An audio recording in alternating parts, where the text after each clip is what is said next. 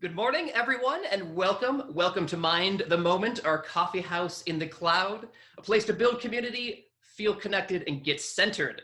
It is Tuesday, April 28th, 2020, which, as it happens, is National Superheroes Day. That means it's a great day to give a shout out to all those who are donning masks, if not capes, in order to not only keep us safe, but also well supplied in these days of sheltering in place. So send donuts to your local healthcare workers, overtip the people delivering your groceries, and give a thumbs up out the window to the folks picking up your recycling week after week. My name is John Roberts. I'm from Harvard Pilgrim Health Care's Mindfulness program, and minding the moment with me today is Liz Maillett, a seasoned mindfulness teacher and retired attorney who has not only lectured on mindfulness with regard to the practice of law, but was one of the first instructors we asked to help us when we started bringing mindfulness programming to Harvard Pilgrim's own employees. Good morning to you, Liz. Hi, John. Good morning. Good morning, everybody. Is there anyone in particular you'll be celebrating this National Superheroes Day? Definitely our first responders, our people in supermarkets, all of our essential workers. We have the sign on our door that most in my town and neighborhood do with the heart with the little white medical cross on it. Great. Superheroes, definitely. Yes. So in a moment, I'll hand it back over to Liz to lead us in a 10-minute guided meditation, after which I'll get us started in a Q&A before wrapping it all up just before 9 a.m. Speaking of Q&A, you may have noticed at the bottom of your screen an option to open up a chat box. At any point, please do so. Use it to type questions and comments. Liz, is there anything you'd like to ask the folks at home to comment on as we get started here? So as I've tuned into many of these coffee house in the cloud meditations that John organizes with different speakers, and very often the opening question is, how are you feeling right now? What is here now? And I am gonna be focusing the meditation that we'll do in a few minutes on particularly the realm of difficult emotions that we may be feeling, certainly in this pandemic, but that we feel from time to time in our everyday lives, even before this pandemic. So chime in with how you're feeling right now, and if there are difficult emotions present, labeling those as well. All right, excellent. So it looks like we have just about 100 people practicing with us this morning, so we'd love to hear from a few of you. Keep in mind that only Liz and I will be able to see what you type, and if we don't read your question or comment out loud, please know that we do read and appreciate them all. And before we close, I'll point you towards some other ways that you can get in touch with us as well. So here are a few things coming in. So Lizzie asked for difficult emotions, and there are some. Uninspired, ill-equipped, scared, feeling like the world has become smaller, feeling overwhelmed, a little lost, sad, anxiety. So I think that gives us a good range there. So I will invite you, Liz, to go ahead and get us started with how you'd like to lead us this morning. Thank you, John. I would invite everyone tuning in to just settle into your body for a second. As we'll be focusing on perhaps some difficult emotions, I would invite, if you're able, I would invite anyone to get comfortable. A typical posture in meditation is the one that you see John and I. John might be sitting on the floor, I'm sitting in a chair. If you have the opportunity to actually sort of semi-recline or recline and still see your screen, I would invite that level of comfort here for this meditation. And just checking in with the body, mentally scanning through the body, head to toe, and just noticing points of tension or tightness and allowing those to relax a little bit. Noticing any tension in the face or jaw or shoulders or back Noticing the feeling of the breath moving in the body.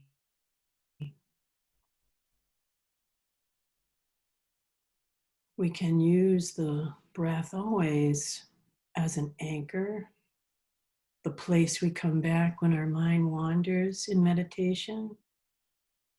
We can use the body, any part of the body or the body as a whole, as the same anchor, the place we come back.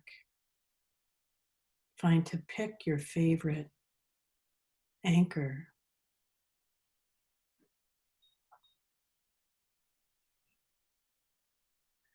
For this meditation on difficult emotions, I invite you to feel if there's a difficult emotion present.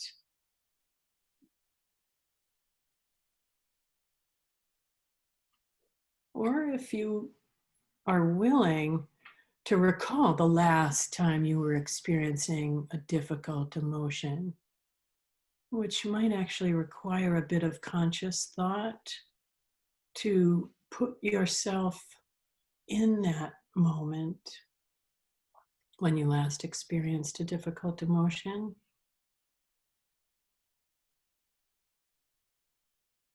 And beginning with just a question. What's here now? What is this feeling like?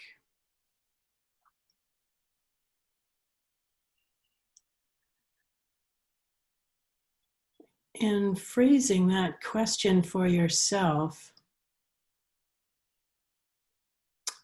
find a wording that fits. And it doesn't matter if you get an answer. Try not to think of an answer.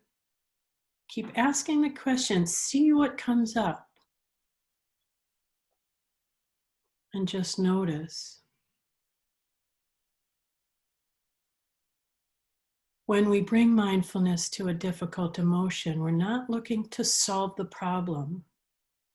We're not looking to stay in the story that created the difficult emotions. We're just gonna be with it and watch and notice.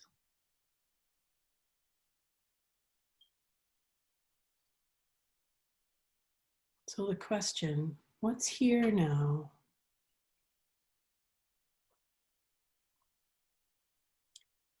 A label may come. Many have chimed in with the name for a difficult emotion that they know they're experiencing.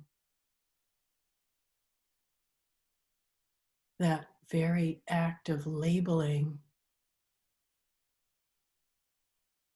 is a shift in our attention that can be helpful in mindfulness.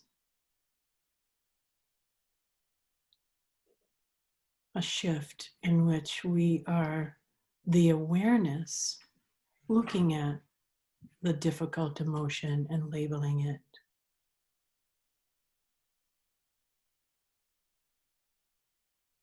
And continuing to ask the question might reveal different strands of emotion underneath the feeling we labeled.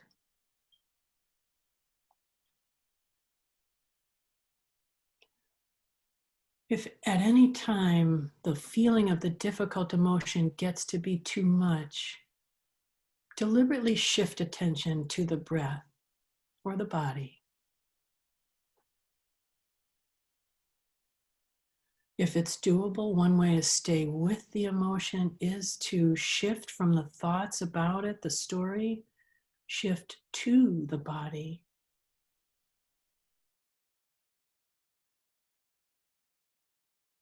In feeling the emotion, where does it create sensation in the body?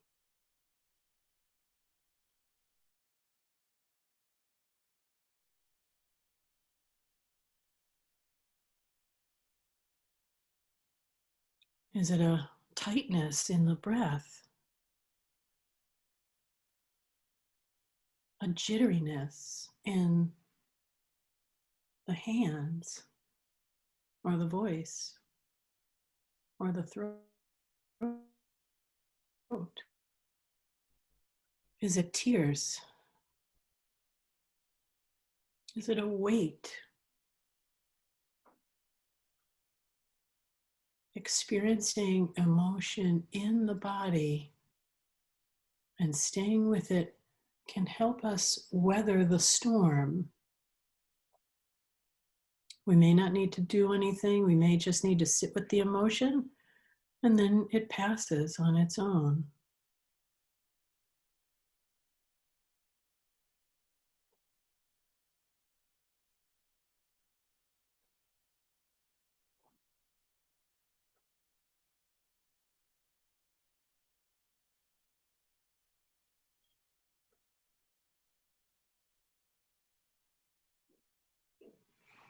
And then this is a non-traditional step, but it can be a helpful one with whatever the emotion is that we're labeling and sitting with. Take an intentional step to nurture yourself. In the 3-step self-compassion,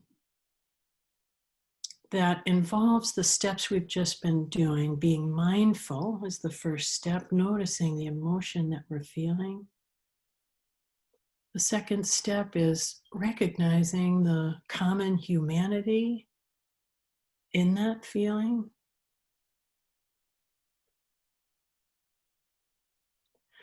Feeling scared, feeling overwhelmed and a little lost and sad, feeling anxious, feeling restless, feeling unsure, feeling hopeful. These are some of the comments that participants are chiming in with. All of these are part of our common humanity in this pandemic.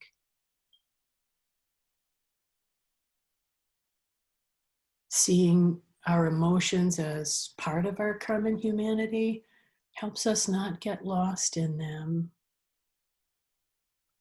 And then the third step in the self-compassion aspect of this meditation is to extend intentional kindness to ourselves in this moment. Imagine you've just shared with a loved one or a person you trust this feeling, this difficult emotion. And imagine that person had to say just what you need to whisper it in your ear. Imagine what they would whisper and whisper it to yourself. Give yourself that moment of intentional kindness, whatever it may be. Don't sweat it. You're going to be okay. You're doing the best you can, whatever it may be. Give that message to yourself.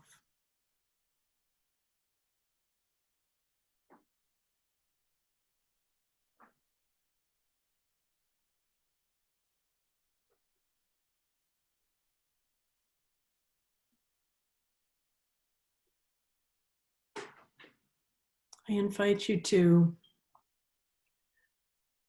take a moment in this last minute or so of this meditation to just find that phrase that would be helpful to you in being intentionally kind to yourself. What is that phrase that you would find comforting? Have that in your back pocket for whenever, in this day or other days, for whenever you are feeling a difficult emotion, labeling it, sitting with it mindfully, seeing it as part of our common humanity. Have that kind phrase in your back pocket to show kindness to yourself in the midst of difficulty.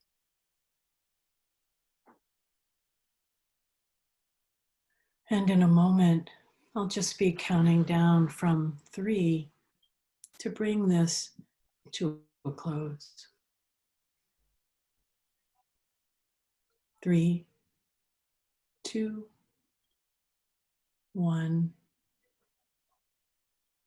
And when you're ready, allowing the eyes to open if they've been closed, allowing yourself to sit back up if you've been lying down,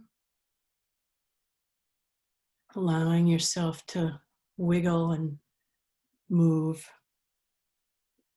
And I'll hand it back to John. Thank you, Liz. That was wonderful. I was doing some thoughts in preparation for this session. I knew you were going to be doing this sort of meditation, and I was thinking about difficulties I've had myself with sort of connecting the mind with the body, right? And throughout my practice, and I think this actually goes back to my my upbringing. So I think back to my childhood in Iowa. I grew up in an old meatpacking town along the Mississippi River.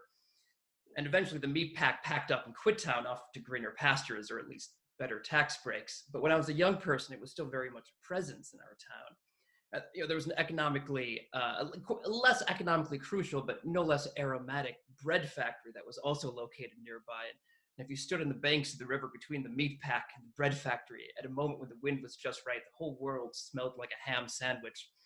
So before I was born, my father worked at the meat pack to put himself through college. And after I was born, I think out of some sense of loyalty or desire to be a good citizen, he fed me and my sisters an awful lot of canned ham. So even though we were surrounded by working hog farms, I grew up thinking that what came out of a pig came out looking like a canned ham. And later, when I better understood how pigs became canned hams, I promptly became a vegetarian and moved to Santa Cruz, California, where I assumed all of the well-educated vegetarians lived. Now, it turned out I was bad at being a vegetarian because I'd grown up hating fruits and vegetables, mainly because all the fruits and vegetables that we ate also came out of a can. So even though a person couldn't skateboard 2 blocks through Santa Cruz County without running into a farmer's market, I insisted on living during that period like a 19th century British sailor, subsisting mainly on hardtack and marmalade. I was trapped in this canned food mentality. The way I was raised, fresh fruit actually seemed more threatening than what came out of a can. I thought, wasn't the modern world all about overcoming nature, making it seem less unruly, less dangerous, less natural? And so, it wasn't surprising to me that when I first encountered mindfulness practice, I encountered it with this very same canned food mentality. I assumed that there would be a neat and orderly amount of wisdom that I needed to receive, and that all the teacher had to do was peel the lid off the can of wisdom and dump it onto my plate so that I could consume it and then possess it forever.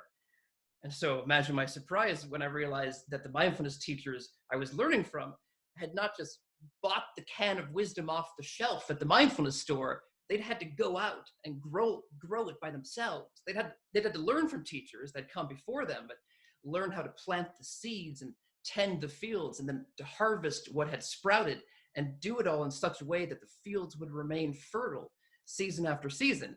They'd had to go back to the roots of the wisdom. As a consequence, their own teachings had a rooted and also a rooty quality to them. And so, for me, I wasn't used to rustic food, much less rustic teaching. I wasn't used to anything that had the smell of earth about it. I wanted what I was learning to feel comforting and go down easy. I was fine just being in my head where I thought I was in control. I didn't want to have to think about what was going on in my body, which seemed so messy and so unruly and so natural. I didn't want to think about how my mind and body worked together, much less how they worked together with other minds and bodies. And so for that reason, I'm grateful to all the teachers I've had who stuck with me, even when it sometimes meant putting the food they'd grown on the end of a fork and pretending it was a helicopter in order to get it into my mouth, because sometimes that's how one has to receive wisdom in order for it to begin to stick. And so thank you, Liz, for that, reminding us of the importance of connecting the mind and body in this practice. And so, to bring it back to that, I'm wondering if you can actually maybe espouse a bit more about working with difficult emotions at different times in your day or different times in your life. What would be a good way for people to approach that? Yeah, thanks, John. And I would love for people to chime in if they have a difficult emotions, to chime in with that as well. I was sort of struck by your analogy, John, to the the sort of opening up the can of meditative meat or vegetables or whatever. I guess I feel in my own mindfulness training over the decades that um, the the typical approach of my teachers was probably more like, all right, go out into the field and you figure it out, without offering a lot of guidance or spoon feeding of any sort, which um, certainly has its benefits, I guess, but I don't know, was frustrating as well. No, tell me the answer. And that needing to figure out the answer for oneself. But going back for a second to the mind-body connection in mindfulness, um, one of the I teach at my local high school here, and one of my pieces of sort of eye candy for the high school kids is to describe the body connection in bringing mindfulness to stress as the canary in the coal mine. Our bodies give away what is really happening now in a way that I often overlook. And mindfulness helps me tune into, okay, that little catch in my throat that I'm feeling is a little bit of stress over something. What's going on? What's happening? There are, I think, certain feelings in the body that are associated with different emotions. And for me too, I don't know if participants encounter this as well. Sometimes I'm not recognizing that I'm feeling a difficult emotion, but I can recognize that there's something going on in my body if I pay attention. And so the body can act as the canary in the coal mine there, which itself is sort of an old-timey phrase, meaning, an early warning system of what is happening. A harken back to those days when coal miners did use a canary to, when the canary passed out in the mine, it was alerting them to the presence of a dangerous gas before it killed the humans, and was the signal to get out of the mine as quickly as possible. The benefit of also using the body when we're feeling a difficult emotion is that sometimes our initial instinct is to turn away. And being with the body can help us stay with it in a way that's not as difficult as the thought stream, the thought loops that go on. So it helps us weather the storm, and it might help us also notice what we're adding on to the emotion. For me, in this time of this pandemic and feeling the losses of what we can no longer do, I find I sometimes am irritable or cranky or impatient. And those are things that I'm adding on to that sense of loss, that sense of grief, that I might not have noticed. Oh, that's me feeling sad. This crankiness is me feeling sad. And so sometimes being with the body, noticing what's happening in the body, can help me tune in to those things as well. And I'm just wanting to glance, John, at the chat. I don't know if you're looking, if there's anything we should try and address going on. Well, so Liz, there's a question which is it's one of these questions which is both it seems simple but has so much profundity, I think, wrapped up in it, which is just this: what are good ways to be mindful when you're not in a meditation session? It's easy enough to sort of train yourself to be focused on mindfulness when you're in your special posture, but then what happens when you go out? What happens when the session ends? How do you keep it up? Yeah, yeah. So yeah, that's such a good question, and one that I, encounter all the time myself. And so I guess, where we started this actually formal practice was with the question, how are you doing? What's here now? What's going on? And I would invite anyone to ask that question at any time, at the supermarket, driving in your car, um, finding out how different things are today, or feeling, that a loved one is experiencing some difficulty, is to ask that question on the fly, in the moment, as a brief mindful check-in. Frame the question the way you like it. What's going on? What's here now? How are you doing? And you can do that at any time, and just try not to think of an answer. Wait for an answer to come. And it's not that you have to do anything with the answer that you get. Just take it all in. Just take it in and notice. The very act of asking the question, seeing an answer arise or not, these shift us into a mindful watching of what's happening that can be helpful. So I you Liz are a wonderful resource for these questions about mindfulness and self-compassion. But I'm wondering if there are other resources that you have drawn from yourself that you would like to talk to the folks about. Yeah, thanks, John, for that.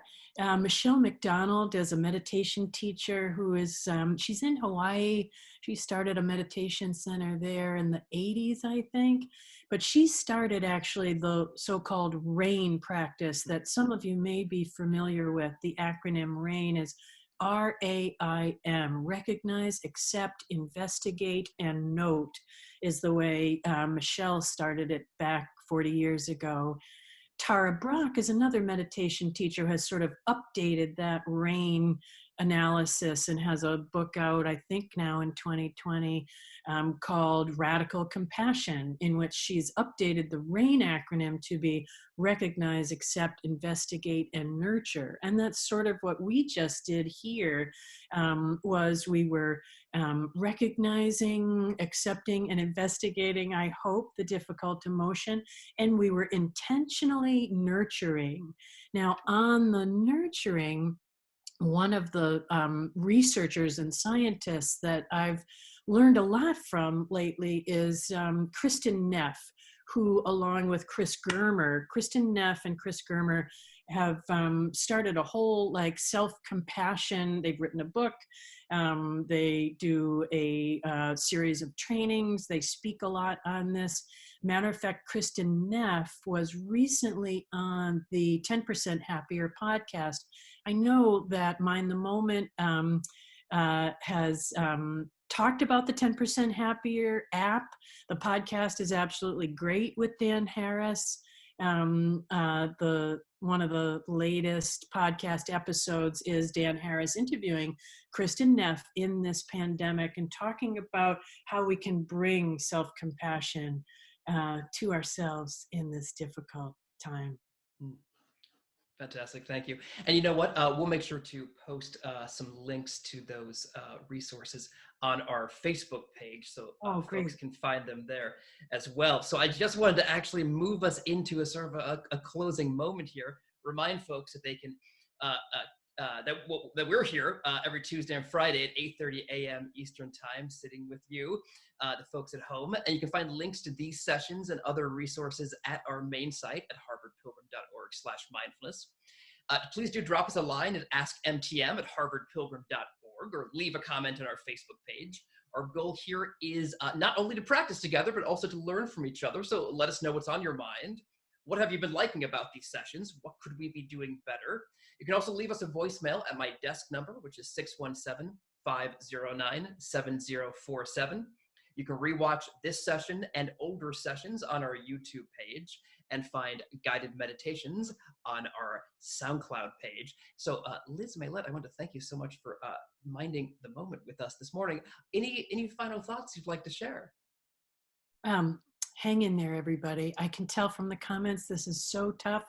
I'd like to just take a moment, if we could, as a virtual group, to feel the common humanity in us all, making this effort to be here today as a way to help ourselves with these difficulties.